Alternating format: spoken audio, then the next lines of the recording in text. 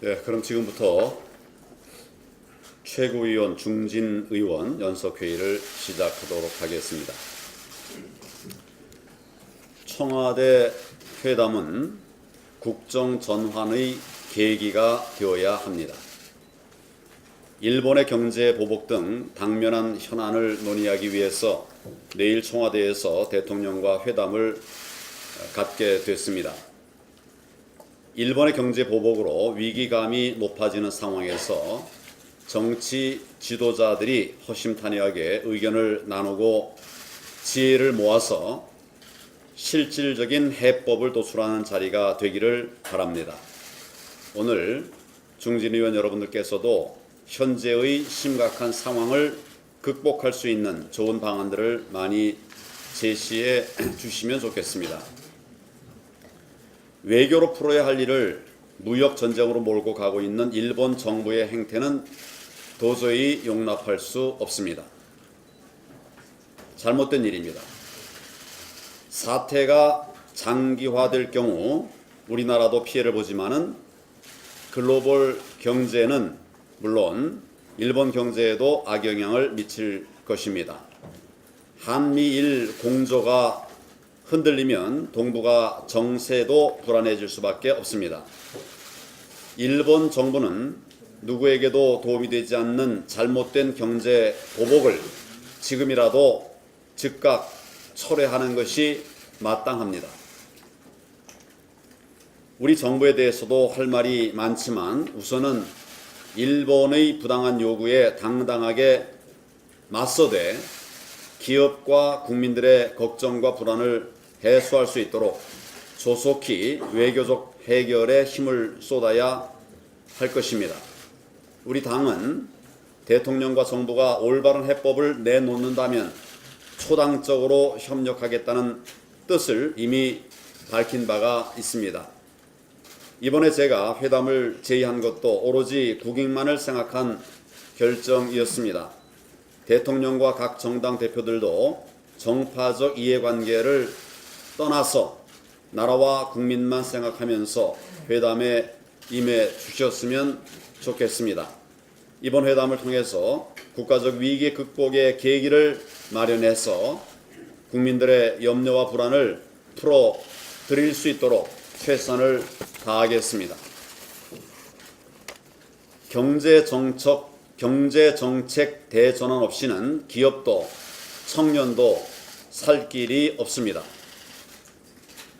저는 지난 월요일에 중소기업인들을 만나서 고충을 들었습니다. 그리고 어제는 대구를 방문해서 경제인들과 경제 토론회를 가졌습니다.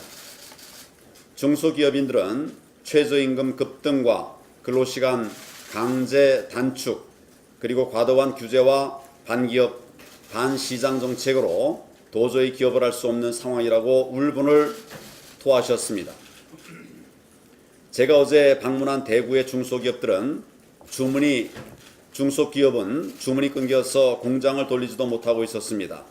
정부의 잘못된 정책 때문에 기업들이 다 망할 지경이라면서 청와대에 가면 제대로 좀 잘 따져달라고 하는 분들이 많이 계셨습니다.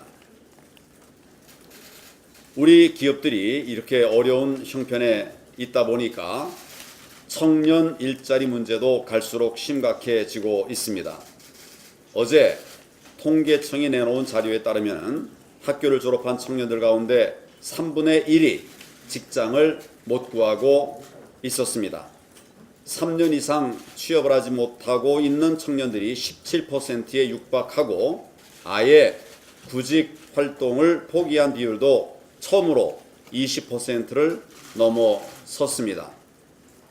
그나마 취업한 청년들도 10명 중 2명은 시간제 일자리고 또 1년 이하 계약직도 25%에 달하고 있습니다. 취업자의 40%는 최저임금도 안 되는 월급 150만 원 미만이고 한 달에 50만 원도 못 버는 청년이 전체의 5%를 넘고 있습니다. 한 조사에 따르면 최저임금을 감당하기 어려워서 신규 채용을 줄일 것이라고 하는 기업이 44.5%에 달하고 아예 채용을 취소하겠다는 기업도 41.3%나 된다고 합니다. 결국 청년들의 일자리가 그만큼 사라져가고 있는 것입니다. 소득주도 성장을 포기하고 정책을 대전환하지 않으면 청년들과 국민들의 고통도 더 커질 수밖에 없는 상황입니다. 대통령의 고집을 꺾는 것만이 경제 회생의 길임을 깨닫고 하루속히 경제 대전환에 나설 것을 강력하게 촉구합니다. 어제 문재인 대통령이 끝내 윤석열 검찰총장 임명을 강행했습니다. 인사청문회를 통과하지 못했는데도 임명을 강행한 장관급이 지금 임기 3년 차에 벌써 16명을 기록하고 있습니다. 청문회에서 거짓말을 하고 또 결정적인 흠결이 드러나도 대통령과 코드만 맞으면 된다는 이런 오만과 불통의 국정 운영이라고 할 수밖에 없는 것입니다. 도대체 얼마나 국민들을 무시하고 국회를 가볍게 여기면 이런 식의 막무가내 인사를 계속 밀어붙일 수가 있습니까? 그렇다면 인사청문회는 왜 하는 겁니까? 검찰은 어느 정부 조직보다도 공정해야 합니다.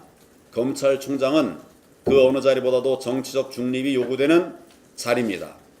그런데 국회에서 부적격자로 판명된 사람이 과연 공정하게 정치적 중립을 지킬 수가 있겠습니까?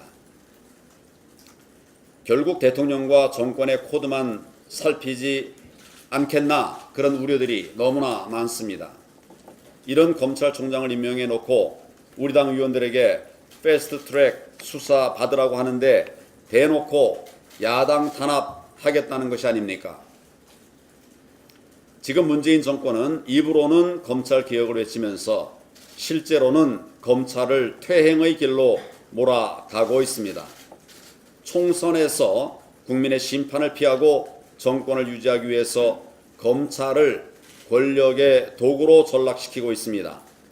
대통령이 검찰을 정권의 사유물로 여기고 정권의 정치적 목적에 이용하려고 든다면 국민들께서 이를 결코 용납하시지 않을 것입니다. 검찰이 국민의 신뢰를 받지 못하면 나라의 법치도 바로 설 수가 없다는 사실을 명심해야 합니다. 대통령은 즉각 윤석열 검찰총장 임명을 철회하기를 바랍니다. 네, 오늘 제71주년 재헌절입니다. 자유민주주의와 시장경제라는 대한민국의 기본 질서와 삼권분립, 의회민주주의라는 핵심 가치가 담긴 우리 헌법이 생일을 맞는 날입니다. 하지만 패스트트랙 폭거, 국회 패싱, 야당 탄압 등 국회와 정치권에서 일어나고 있는 일을 돌이켜보면 기쁨과 축복보다는 암담함이 가득한 그런 재헌절입니다. 여당은 계속해서 이 민의의 정당을 정경도 방탄국회로 이끌고 있습니다. 안보 파탄 면죄부 국회로 만들고 있습니다.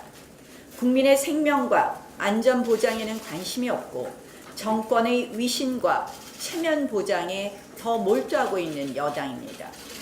여당의 계속되는 목리부리기로 본회의마저 열지 못한 채 임시국회가 막을 내릴 그런 위기입니다. 장관 해임 건의안이 올라오느니 차라리 추경도 포기하겠다는 것인지 이해할 수가 없습니다. 북한 선박 입항 사건에 대한 국정조사에 대해서는 아예 대꾸조차 없습니다. 경제 문제는 또 어떻습니까? 청년 실업률은 최악입니다. 2007년 통계 작성 이후. 그리고 얼마 전에 일본의 지금 수출 보복으로 인한 위기 핵심 기술을 만들려면 어떻게 하느냐, 이런 토론회에서 이런 이야기가 나왔습니다. 주 52시간 유지하면서 연구자들 52시간 때문에 집에 가야 되는데 무엇을 연구할 수 있겠습니까? R&D 업종만이라도 예외 업종으로 확대해달라 이런 요구가 있었습니다. 주 52시간에 대해서 예외 업종 확대나 선택 근로제로 우리가 움직여 보자고 해도 들은 척도 안 합니다. 저는 이 정부는 그리고 이 여당은 경제도 안보도 관심 없습니다. 기승전 총선입니다. 총선을 위해서 이 국회를 참으로 이기적으로 편협하게 이끌고 있습니다. 방탄국회라고 욕하니까 많이 아프긴 아팠나 봅니다. 영장 청구하는 별 관련성도 없는 경찰 소환을 끌어다가 우리가 방탄국회를 만들겠다는 음모 아니냐고 이야기합니다. 그런 프레임으로 계속 본질을 뿌리지 마십시오.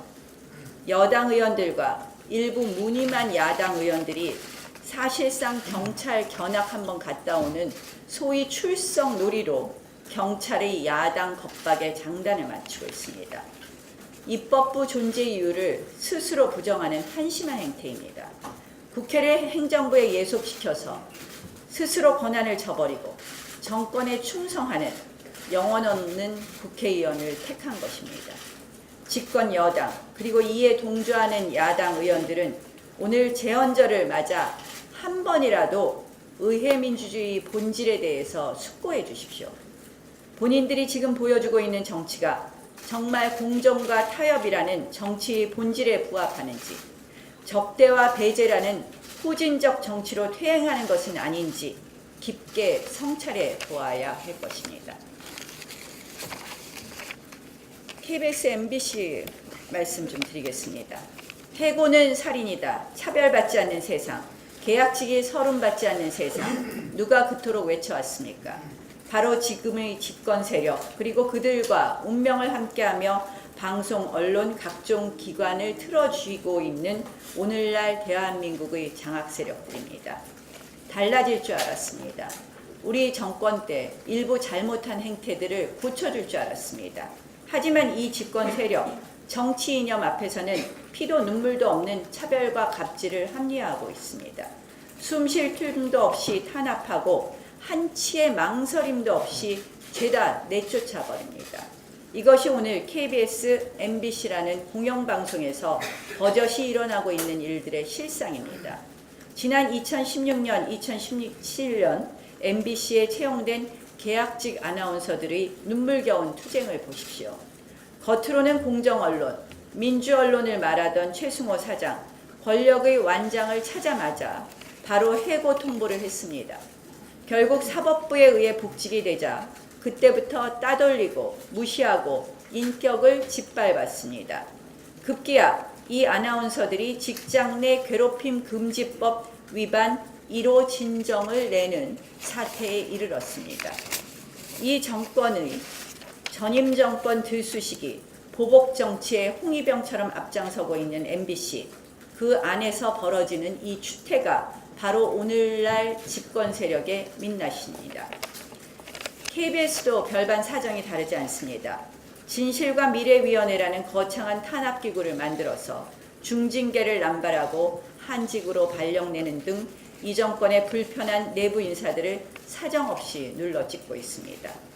청와대 수석의 전화 한 통화를 받고 태양광 사업의 청와대 외압 의혹을 고발한 다큐의 재방송을 스스로 보류하는 수준까지 이르렀습니다. 2019년판 땡전 뉴스를 만들고야 말겠다는 것입니다. 땡문 뉴스겠군요. 문자 한 통으로 국회 출석을 거부하는 양승동 사장, 청와대라는 뒷배만 믿고 국회마저 무시하고 있는 행태입니다. 자유한국당은 이를 관련 상임위에서 집중적으로 문제 제기를 하는 것과 동시에 법적 조치를 총동원할 것입니다. 권불 10년입니다. 권력에 취해 공영방송마저 무너뜨리는 이 행태 반드시 대가를 치르게 될 것입니다. 국민이 아닌 정권에 충성한 언론, 언젠간 국민의 심판을 받게 될 것입니다. 그제 우리 자유한국당과 바른미래당이 함께 정경두 국방부 장관에 대한 해임 건의안을 제출했는데 여기에 대해서 한 말씀 드리고자 합니다. 정경두 장관은 지난 3월에도 서해 수호의 날에 대해서 서해상에 있었던 불미스러운 남북 간의 충돌이다, 이런 발언으로 우리 호국 영령들을 모독해서 해임 건의안이 제출된 바 있었습니다. 이후 넉 달 동안 반성은커녕 군의 총체적 기강회의로 안보에 대한 국민 불안을 증폭시켜 왔을 뿐입니다. 군은 삼척항, 북한 동력선에 대한 경계 실패에 대해서도 믿었지 못한 해명으로 국민들을 분통 터지게 했을 뿐만 아니라 청와대 개입과 사건을 은폐, 축소하려 한 의혹에 대해서는 국방장관과 합참의장에 대해서 조사도 하지 않은 채로 셀프 면죄부를 주는 국민 기만적 발표를 해서 빈축을 샀습니다. 이 행위들은 군 형법상 근무 태만의 죄, 거짓 보고의 죄에 해당하는 범죄 행위들입니다. 이 정권의 신적폐 기록을 추가하고 있는 사안이라고 저는 생각합니다. 또 지난 4일 평택 해군 이함대 사령부에서 발생한 거동 수상자 사건은 결국 무단이탈, 자수조작 등으로 군 기강회의의 끝판을 보여주었다, 그렇게 봅니다. 9.19 남북 군사합의 이후에 국방부가 군 정신교육에서 안보보다는 남북관계 평화만 강조하면서 군의 총체적 기강회의가 지금 전염병처럼 전군에 번지고 있습니다. 북한이 미사일 도발을 했는데도 비상도 걸지 않습니다. 또 위수 지역이라는 것도 다 없애버렸습니다. 그렇게 해서 해군 작전사령부에서는 주요 참모가 미사일 도발 중에도 골프나 치고 있는 한심한 사태가 벌어졌습니다. 또 전에 볼 수 없었던 군함의 헛줄 사망 사고도 발생하고 있습니다. 경계에 실패한 군, 은폐 조작을 일삼는 군, 갑질하는 군, 도박에 빠진 군이라는 온갖 비난을 받고 있는 것이 오늘의 우리 군 현실입니다. 더 이상 그대로 두면 안 될 정도로 군의 정신무장은 거의 해체 수준입니다. 이와 같은 기강회의는 정경두 국방장관의 전쟁과 평화에 대한 잘못된 안보 국방관과 지나친 북한 눈치 보기에서 기인했다고 하겠습니다. 이에 대해서 큰 경종을 울려야 합니다. 그렇게 해서 국민들께서 느끼고 있는 안보 불안감을 해소시켜야 할 막중한 책임이 우리 국회에 있다고 하겠습니다. 집권 여당이 안보 무능 장관 한 사람 구하겠다고 추경안이 예정된 본회의 자체를 무산시켜서 해임 건의안 의결을 막겠다는 편협한 태도를 버릴 것을 촉구합니다. 오늘은 제헌절입니다. 우리 헌법을 생각하는 날입니다. 삼권 분립 헌법의 대원칙을 무너뜨리는 꼼수를 부리는 데 대해서 우리 국민들의 큰 비난을 명기 어려울 것이다 하는 점을 경고해 둡니다. 한일 관계가 역대 최악으로 치닫고 있는데 문제는 양국 관계가 나빠질수록 우리 국민과 기업이 있는 피해가 상상하기 힘들 정도로 커진다는 데 있습니다. 문재인 대통령이 사태를 빨리 수습할 생각을 하지 않고 사태가 장기화할 가능성에 대비하라 이렇게 이야기하니까 국내 증시가 폭락하고 있습니다.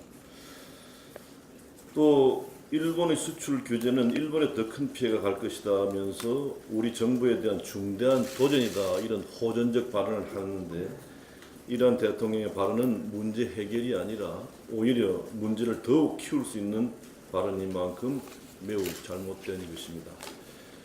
외교는 선악의 잣대, 호불호의 잣대로 접근해서는 안 되고 오로지 국익의 잣대가 모든 판단의 대응의 기준이 되어야 합니다.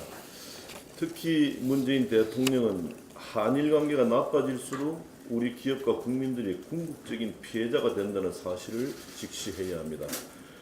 문재인 정부가 지금처럼 대책 없는 반일 감정팔이 발언만 쏟아낼 경우에 경제뿐만 아니라 외교와 안보 분야까지 위기가 확산될 수 있다는 점을 문재인 대통령 정부는 정확하게 인식해야 합니다.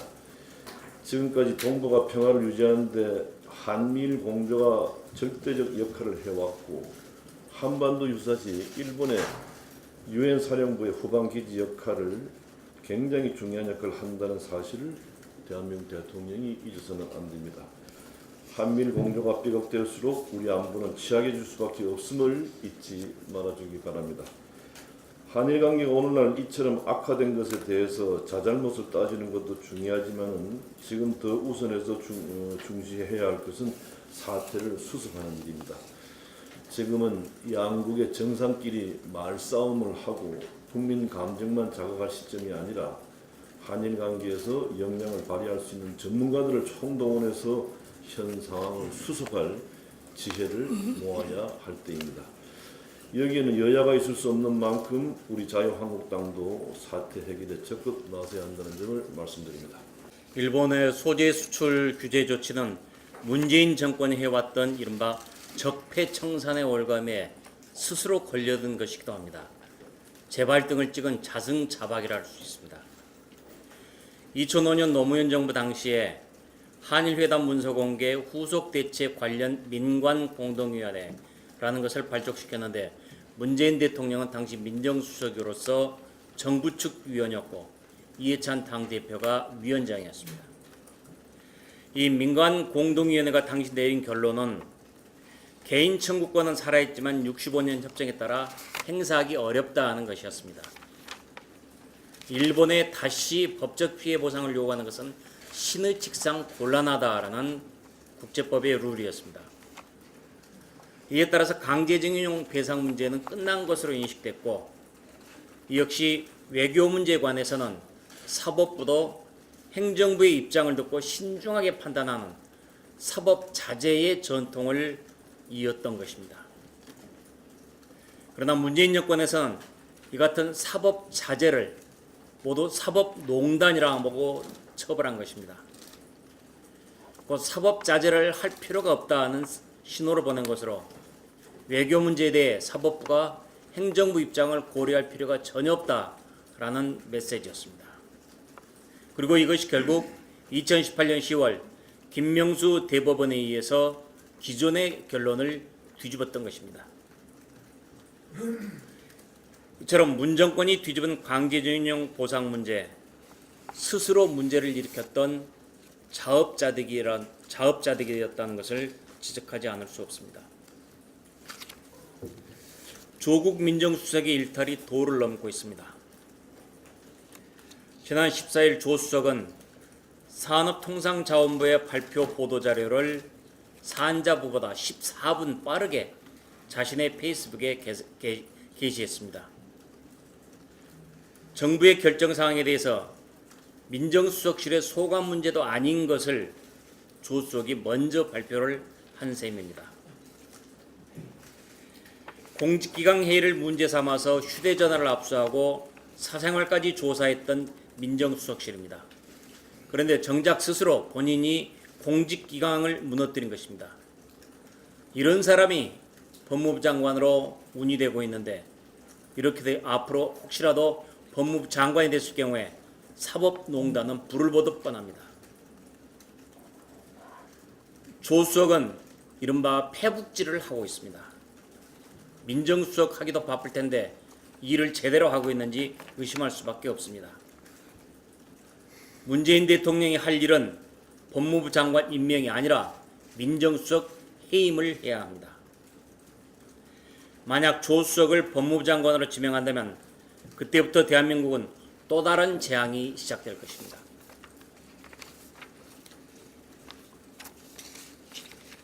하나만 더 말씀드리겠습니다. 문 대통령이 얼마 전에 내년도 최저임금 소폭 인상으로 2020년 최저임금 1만 원 공약을 못 지켰다고 공식 사과했습니다. 최저임금 공약을 못 지킨 것에 대해서는 사과하면서도 경제가 파탄난 상황에서는 왜 사과하지 않습니까? 청와대 김상조 정책실장도 최저임금 인상 때문에 문제가 있다는 것을 인정하면서도 소득주도 성장을 변함없이 추진하겠다고 밝혔습니다. 의사의 잘못된 처방은 환자를 죽입니다. 선장의 잘못된 판단은 승객을 모두 위험에 빠뜨릴 뿐입니다. 국민 모두가 반대하고 있는 소득주도 성장, 즉각 폐기해야만 합니다. 청와대 오판으로 대한민국의 위기 더욱더 깊어져서는 안 됩니다. 네, 내일 대통령과 5당 대표 간의 회담이 이렇게 예정이 되어 있습니다.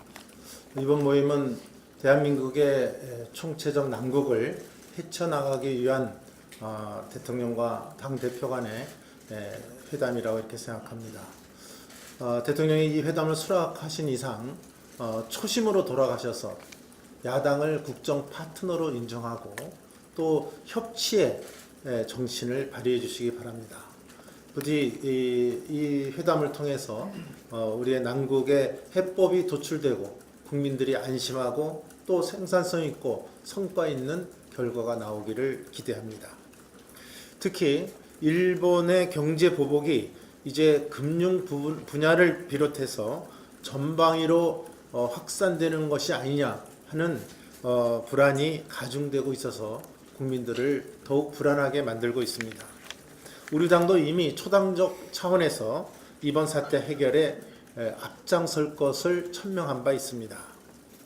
그런데 여당 의원은 의병을 일으켜야 한다고 하고 문재인 대통령은 12척의 배를 거론했으며 청와대 조국 수석은 동학혁명 당시에 죽창가를 자신의 SNS에 올렸습니다. 또 김현정 실장은 1910년 국채보상운동과 1997년 외환위기 때 금모으기 운동처럼 뭉치자는 이야기를 한 바가 있습니다. 이런 현상을 보면 마치 국가가 국민을 벼랑 끝에 등 떠밀고 있다는 느낌을 강하게 받습니다. 이러한 언급된 모든 것은 당시에 무능한 위정자의 백성의 피와 눈물, 국민적 희생 위에 일어선 것입니다. 일본 경제 보복 앞에 최대의 피해자는 우리 국민이고 우리 기업임을 분명히 인식하시고 국민적 희생을 강요하는 선전이나 선동은 멈추는 것이 옳다고 생각합니다.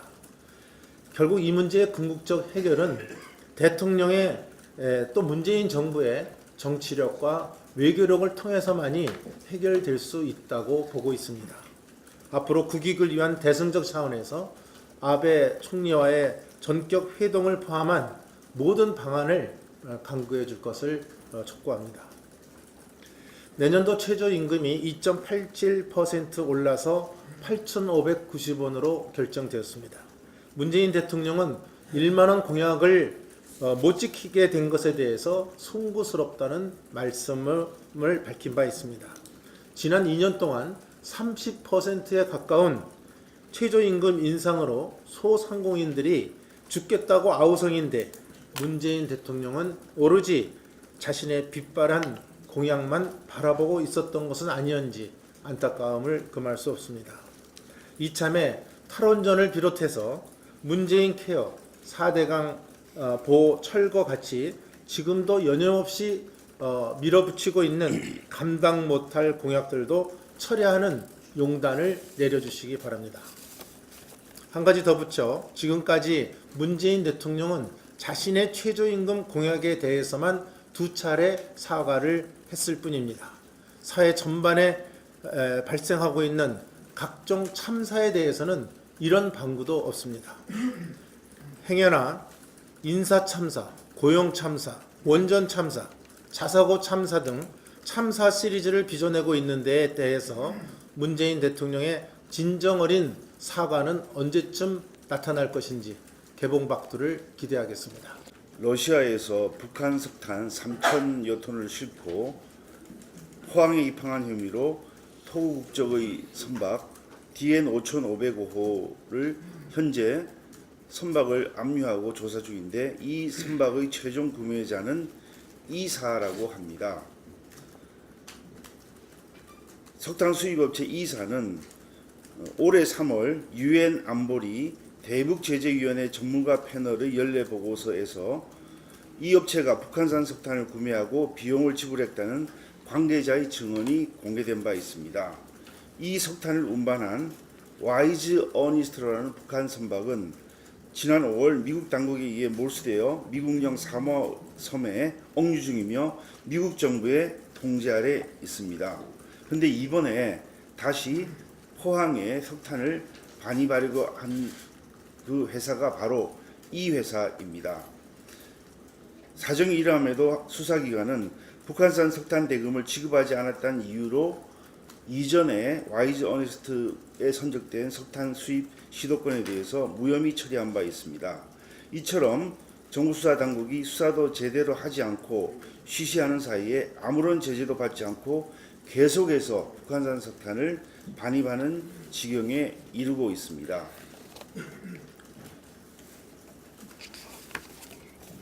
북한산 석탄을 운반했던 선박들이 우리나라에도 계속해서 입항을 하고 있고 또 일본에도 입항을 하고 있다는 그런 보도가 있습니다.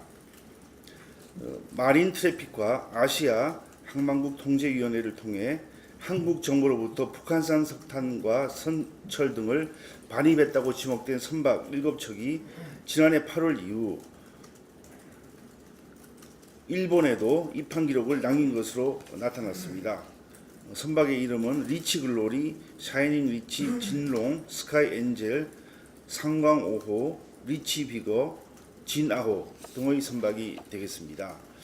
근데 어제 16일 국가정보원은 이 같은 내용을 국회 정보위원회 소속 의원들에게 전달한 바 있고 특히 국정원은 이들 선박들의 결의 위반 내용을 일본 측에 전달했는데도 일본이 적절한 조치를 취하지 않고 국내법 미비를 이유로 입출항을 허용하고 있다며 이 같은 대응은 미온적이고 소극적이라고 밝힌 것으로 전해지고 있습니다. 그러나 이 북한산 석탄 반입 논란에 휩싸였던 이들 선박 중 일부는 한국을 여전히 출입하고 있는 것으로 나타나고 있습니다. 구체적으로 리치 버거호는 지난해 8월부터 현재까지 13차례 한국 포항과 여수, 부산 등에 입항하였습니다. 그리고 이 리치 버거호는 지난 8일부터 인천대교 바다 인근 바다에 머무르고 있는 상태입니다. 또 상광 5호는 올해 2월, 4월, 5월 중 총 3차례 평택, 여수, 포항을 드나들었던 것으로 나타났습니다. 국정원에서 일본 측에 전달했는데 일본이 적절한 조치를 취하지 않고 있다고 말하기 전에 이들 선박 중 일부가 아직도 우리나라 항구에 입출항하고 있는 점에 대해서는 어떻게 설명을 하겠습니까?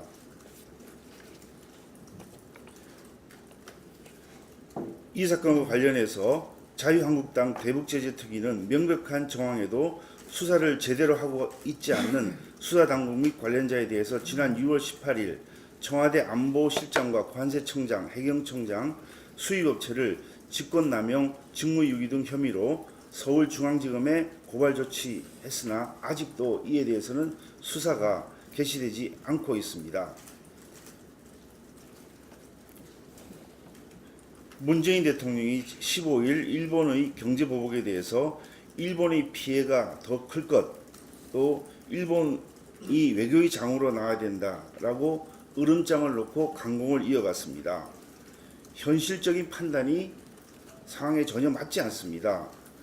일본은 내수 중심의 국가로서 한국과 일본이 무역 분쟁이 생긴다면 한국이 입는 피해가 일본보다 2배, 3배에 달한다는 것이 전문가의 분석이고, 또 외교의 장으로 나오라고 해놓고 지난 6월 말 G20 정상회의에 대통령은 막상 참석을 안 한 정상회의도 있고 일본과 정상회담도 못하고 있는 마당에 이렇게 어이없는 말을 한 것은 이해가 되질 않습니다.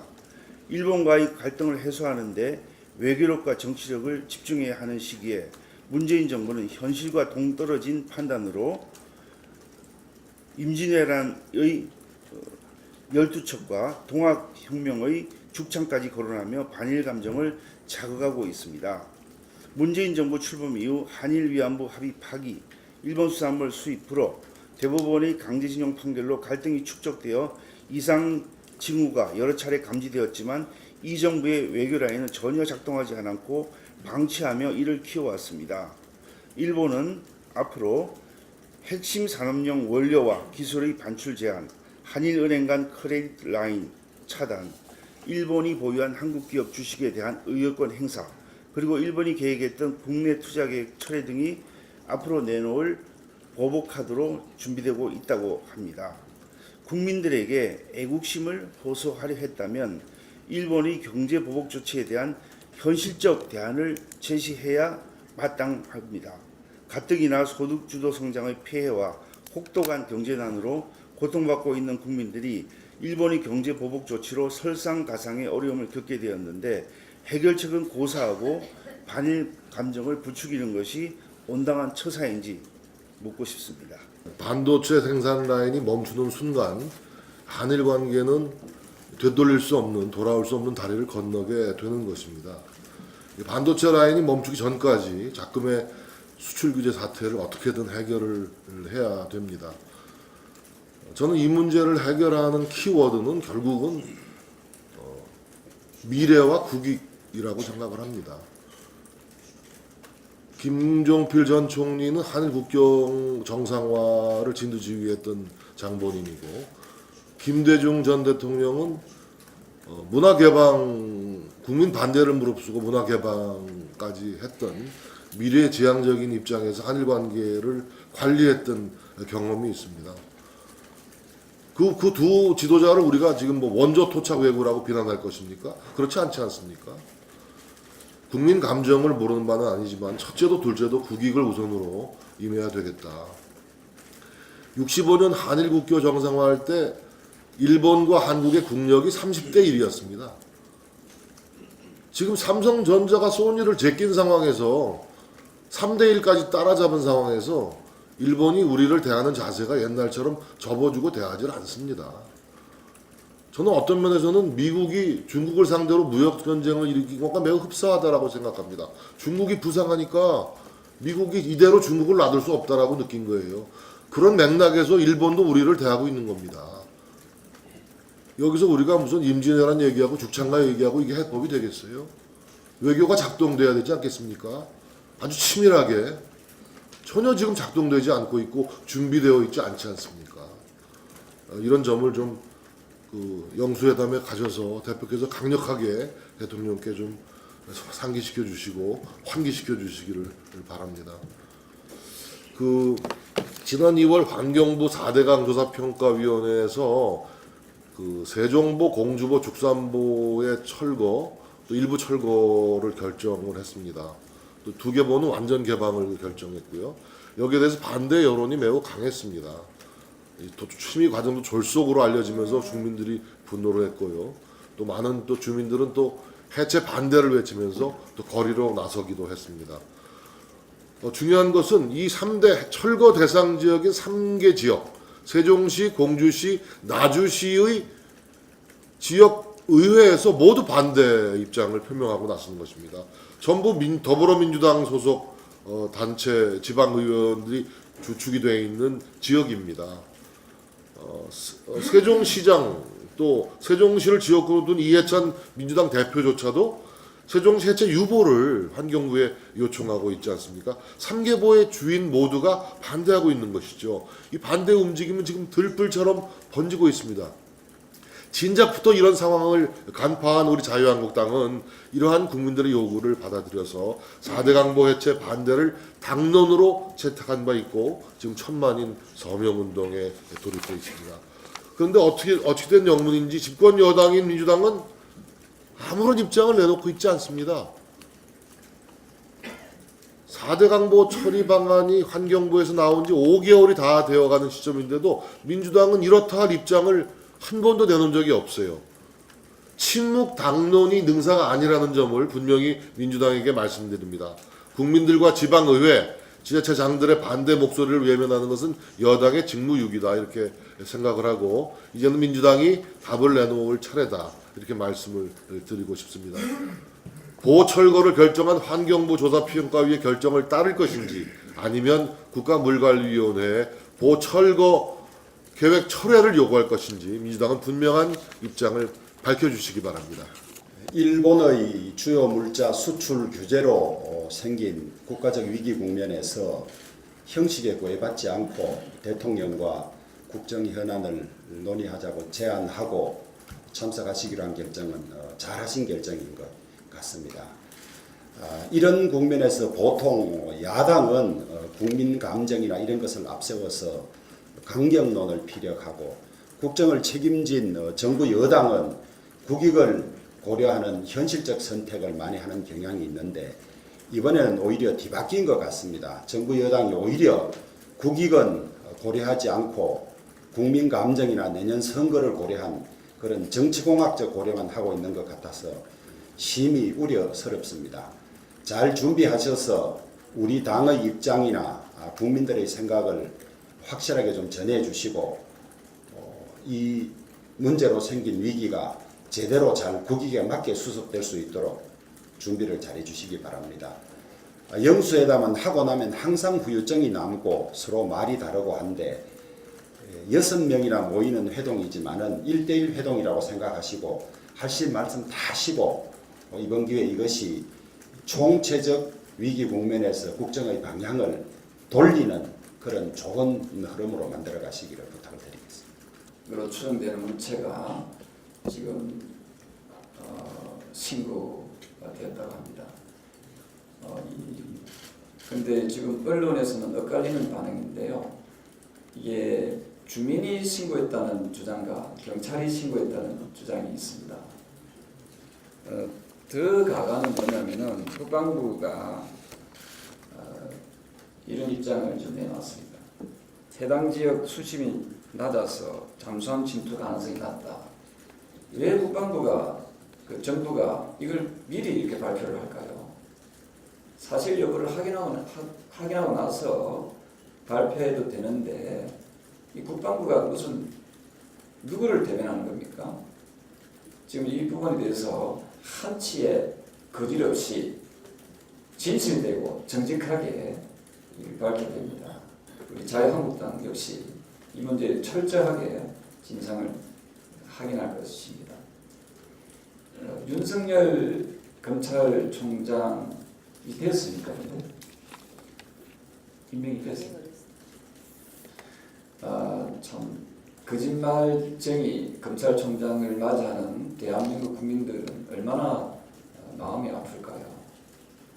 저는 요즘 초등학생들한테 교육을 우리가 시킬 때 거짓말하지 마라, 정직하게 살아라, 진실되게 살아라 라고 교육을 시켜왔을 텐데 또 시키고 있는데 지금 우리 어린아이들한테 이 말 할 수 있습니까?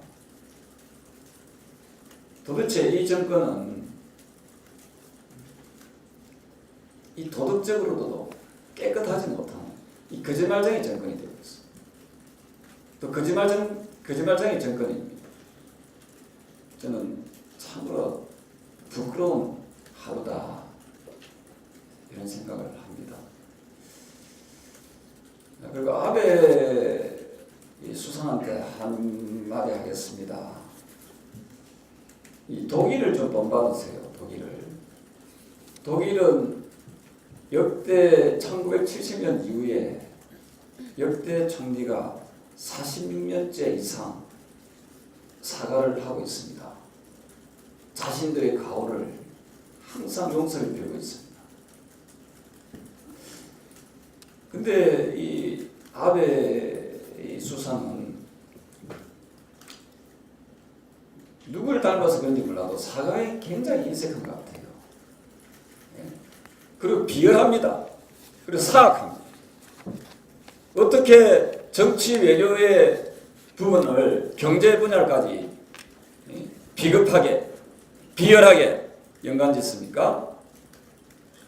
저는 이러한 역사적 인식이 부족한 이 일본에 대해서 저는 국민의 한 사람으로서 저는 강력하게 규탄합니다. 우리 자유한국당이 초당적으로 어떤 형식에 구애받지 않고 대화에 나서고 또 문제 해결을 위해서 앞장서겠다고 했습니다. 이 점에 대해서 최고위원의 한 사람으로서 저는 우리 황교안 대표님의 그 결단에 진심으로 감사하다는 말씀을 드리겠습니다. 앞으로도 우리 자유한국당은 그 어떤 일이 있어도 굴하지 않고 행동으로 몸으로 이 일본 정권의 잘못된 행태에 대해서 비판하고 바로잡는 데 앞장서 나가겠다는 말씀을 드리겠습니다. 이상입니다. 기자분들 전화는 다 받았고 때로는 격론을 벌이기도 했고 서로 공감하기도 했습니다. 그래도 아직도 제 생각, 제 입장을 계속 궁금해하시는 것 같아서 오늘 정리해서 말씀드리겠습니다. 2014년 730 보궐선거 재선거를 기억하십니까? 저는 그 재선거 때 당선되어 재선 국회의원으로 여의도로 다시 돌아왔습니다. 다시 돌아온 여의도, 그 국회는 한치 앞을 내다볼 수 없는 상황이었습니다. 세월호 유가족에게 수사권과 기소권을 주느냐 마느냐로 싸우고 있는 상황이었고 한 발자국도 진전을 하지 못하고 있는 상황이었습니다. 새누리당 연찬회가 있었고 저는 고민 끝에 용기를 내서 이야기했습니다. 수사권과 기소권을 일정한 자격 있는 자에게 한정해서 세월호 유가족에게 주자고 했었습니다. 제가 유일하게 이런 주장을 했기에 모든 언론에서 제 이야기를 보도했었고 당내에서는 엄청난 비난과 힘들고 어려운 시간을 보냈었습니다. 그 당시 제 입장은 이런 것이었습니다. 세월호를, 아이들의 죽음을 정치적으로 이용하는 것에 대하여 그 누구라도 그러면 안 된다고 생각했기 때문에 차라리 그렇게라도 하는 것이 낫지 않을까 판단했기 때문입니다. 제 어머니는 제 밑에 동생을 낳다가 피를 많이 흘리면서 이 세상을 떠났습니다. 사랑하는 가족에게 마지막 작별 인사도 하지 못한 채 그렇게 떠나갔습니다. 죽음에 대한 제 생각은 누구든 그것을 이용하면 안 된다는 제 생각은 그렇게 확고한 신념이 되어버렸습니다. 저는 문재인 대통령이 이순신 장군을 언급했을 때 외교 문제를 해결하려는 생각이 없는 것처럼 받아들였습니다. 반일 감정을 정치에 이용하려는 의도를 가지고 있다는 생각과 함께 내년 총선의 전략으로 가려고 하는 거구나 생각했습니다. 이에 대하여 국민들은 어떻게 생각하고 계신지 궁금해졌습니다. 그래서 네티즌의 댓글을 살펴보기 시작했던 것입니다. 일부 민주당 의원은 의병을 일으킨다는 한심한 발언도 하지 않았습니까? 여러 가지 의견들이 있었습니다. 주로 임진왜란 당시 외란을 불러온 무능한 선조에 문재인 대통령을 비유하는 의견이 많았습니다. 그런데 한 걸음 더 나가 눈에 띄는 댓글을 발견하고 무릎을 쳤습니다.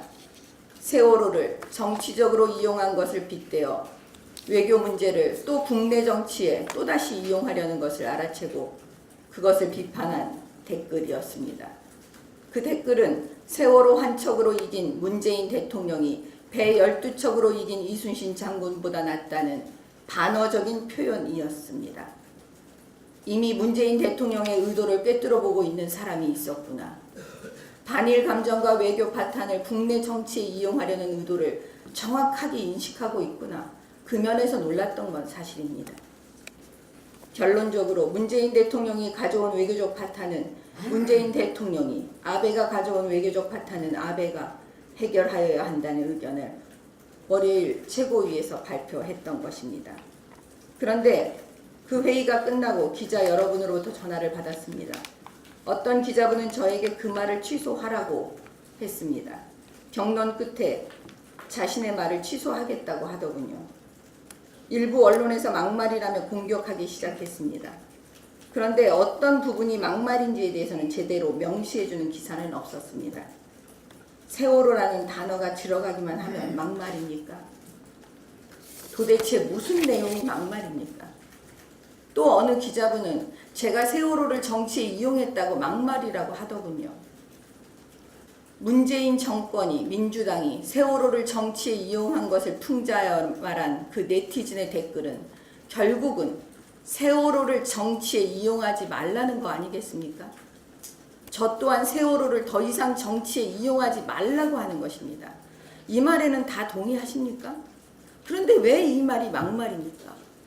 자유한국당이 쓴소리를 하면 뭐든지 막말입니까?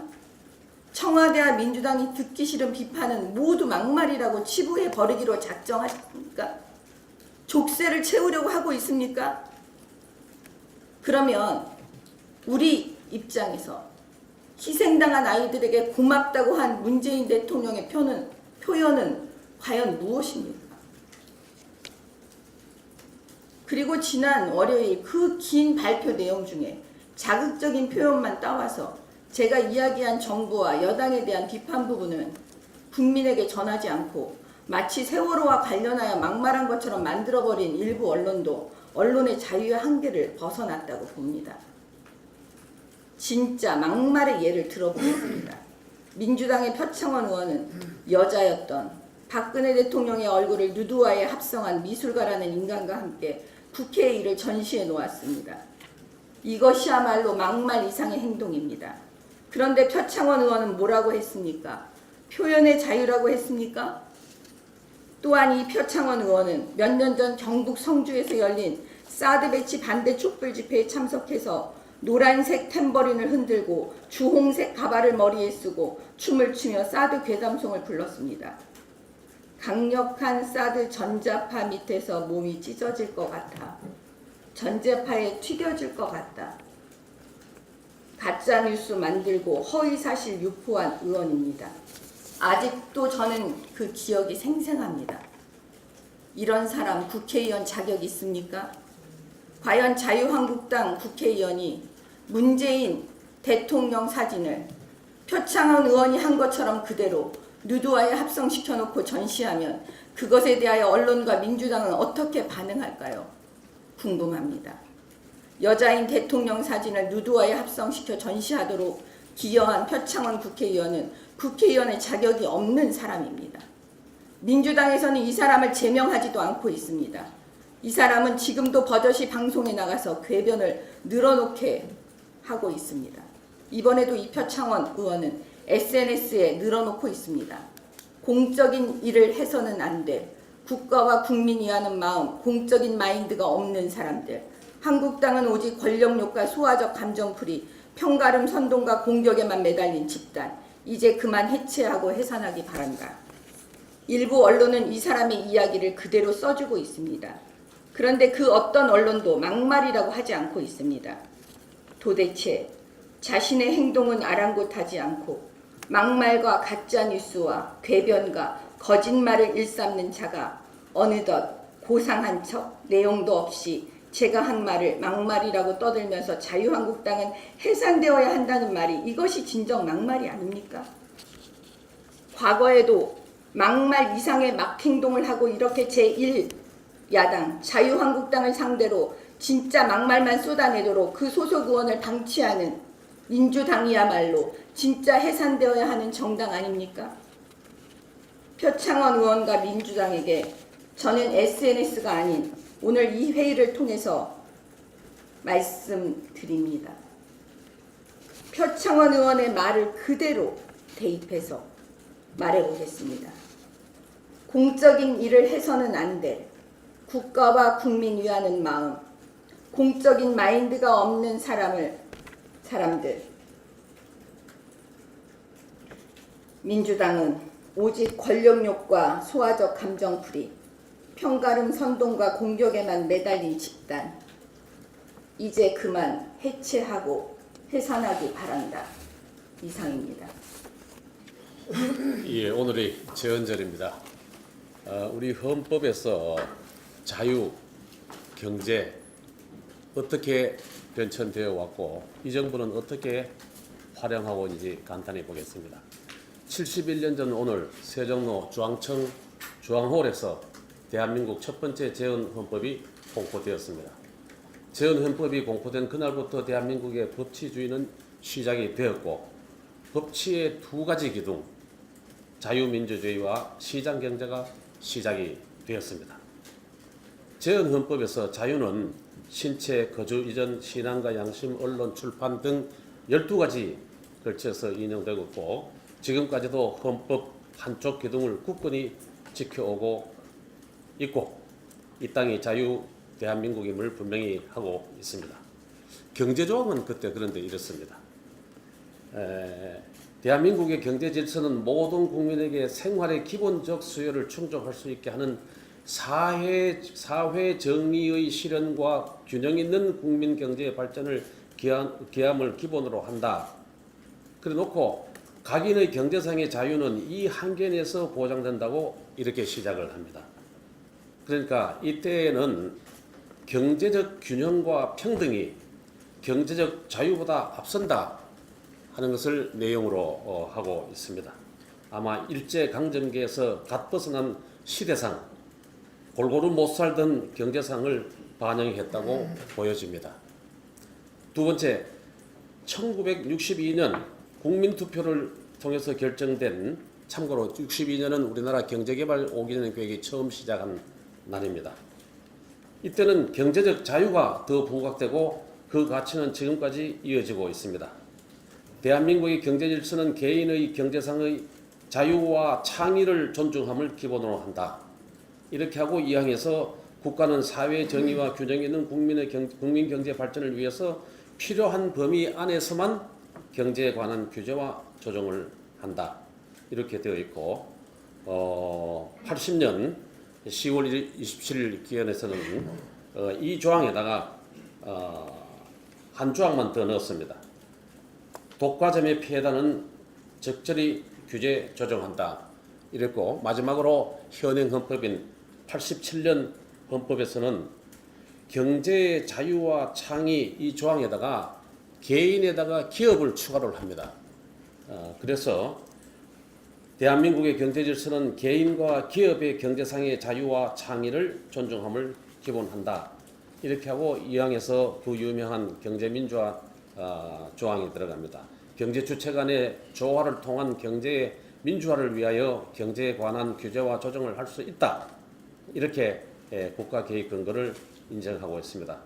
제헌헌법에서 현행 헌법까지 개정 연역을 보면은 1항의 경제적 자유와 창의가 최우선 가치자 기본이고 이를 보완하기 위해서 2항에서 정부의 개입을 인정하는 구조입니다.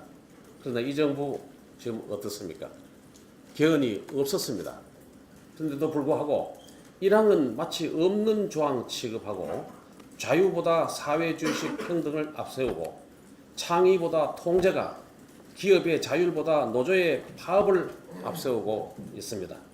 사람 중심 경제, 소득 주도 성장, 내 삶을 책임지는 첫 번째 정부 이런 정치적 구호를 앞세워서 국가주의, 정부 개입주의, 국민을 앞세운 국가 만능주의가 이 땅 곳곳에서 목격되고 있습니다. 일은 일주일에 52시간만 해라. 비정규직은 안 된다. 모두 정규직으로 바꾸어라. 최저임금은 확 올려라. 원전은 멈춰라. 새로 더 짓는 것 안 된다. 4대 강고는 적폐다. 부수어라. 자사고는 폐지해라. 이 내용들이 결국 베네수엘라행 사회주의호에 우리 대한민국이 올라타고 있다. 이렇게 보고 있습니다. 문 정권의 체제 전환 시도의 부작용은 경제에서 그냥 그대로 나타나고 있습니다. 일자리에서 그대로 나타나고 있습니다. IMF 글로벌 경제 위기보다도 더 어렵다 하는 걸로 지금 가고 있고 앞으로 더 희망이 보이지 않고 있습니다. 사회주의 호에서 빨리 내려야 합니다. 이상입니다.